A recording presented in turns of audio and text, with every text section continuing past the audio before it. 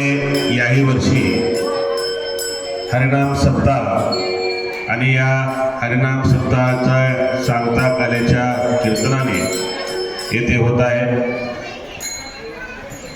चिखलगी भुयार मठाचे मठाधिपती गुरुवर्य तुम्हा सर्वांचे एक मार्गदर्शक म्हणून कायम आपल्या पाठीशी खंबीरपणे उभे असलेले अबप तुकाराम बाबा महाराज यांच्या मार्गदर्शनाखाली वर्षभर नित्यनियमाने विविध धार्मिक आणि सामाजिक उपक्रम चालू असतात। मग चिखलगी भुयार असो किंवा संघ असो किंवा जत असू द्या किंवा आमच्या येळवीच्या बाळमामाचा मंदिर असू द्या, या सर्व ठिकाणी अतिशय भक्तिभावाने आध्यात्मिक कार्य आणि त्याचबरोबर सामाजिक कार्य तुकाराम बाबांचं सुरू असतं।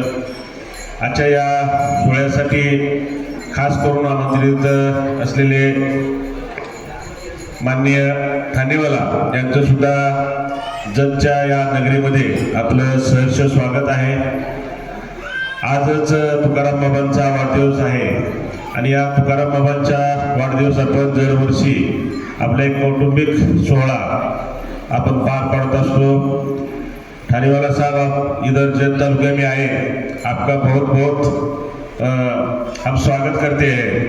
एक पुण्यात्मा दूसरे पुण्यात्मा को मिलती है तभी उसका संगम होता है। आप चिखलगी भुयार में आने वाले थे, लेकिन चिखलगी भुयार में आपका दर्शन नहीं हो सका। लेकिन मुझे जब बाबा ने बोला कि अभी वो संत में आने वाले हैं, तो आपकी भी मुलाकात इस निमित्त से हो गई। तुकाराम बाबा का कार्य जो है वो आपको, जब आप ताल बजाते हैं उनके साथ झूमते हैं, तो आपको समझ में आया होगा कि एक बाबा जो है एक मानवतावादी धर्म, ह्यूमन का जो सबसे बड़ा धर्म है कि अच्छे से अच्छा और सबसे अच्छा जितना होना चाहिए उतना अच्छा हमारे बाबा ने हमारे यहाँ जो तालुके के लिए किया है। वो खाली अध्यात्म नहीं, रामकृष्ण हरि तो है ही। जो लोग पंडरी को चलते जाते हैं, हमारे बाबा यहाँ से 450-500 किलोमीटर हमारे इस एरिया को महिषाण का पानी चाहिए, इसके वास्ते चलते मुंबई को गए। बहुत आता है ना, मुंबई पर्यंत चालत जाणं ही साधी सोपी गोष्ट नाही।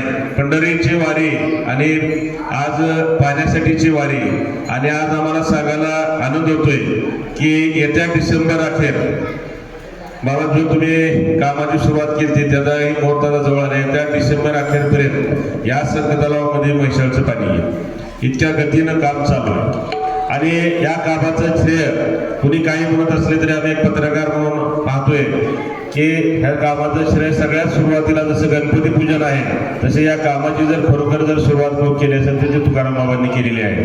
कारण तुकाराम बाबांना किंवा आम्हाला सुद्धा पहिल्यांदा माहीत नव्हतं जत तालुक्यामध्ये राहून 50-60 वर्ष की आमच्यासाठी पाणी शिल्लक नव्हतं आणि आम्हाला म्हणायचे पाणी देतो, धरणातच पाणी नाही पण पाणी देतो म्हणून आमच्या जवळपास 60-65 वर्ष गेली।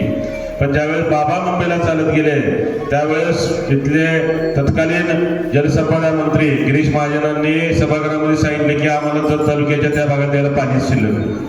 मग तिथून लढा सुरू झाला, मग जनता पेटून उठली आणि मग विस्तारित म्हैसाळ योजना 2019 मध्ये आली आणि आता ही विस्तारित म्हैसाळ योजनेचं पाणी इथे येतं आणि 65 गावं याच्यात पाण्यात मिळणार आहेत। अशा अतिशय चांगल्या पद्धतीचं काम तुकाराम बाबाचं आहे। किंवा प्रशिक्षणार्थीचा लढा असो त्याच्यासाठी बाबा काम करतात। अध्यात्मात्य क्षेत्रामध्ये चैत्रवारी असेल, बाकीच्या आपल्या जिथं जिथं आपल्याला एक गाव एक गणपती असेल तिथं आपल्याला सहकार्य पाहिजे असेल तिथं श्रीच्या मूर्त्या भेट देणे, असे विविध उपक्रम बाबा आपण करता। येणाऱ्या काळामध्ये सुद्धा मागच्या बाबा तुम्ही बोला लागलं, तुम्ही बोला।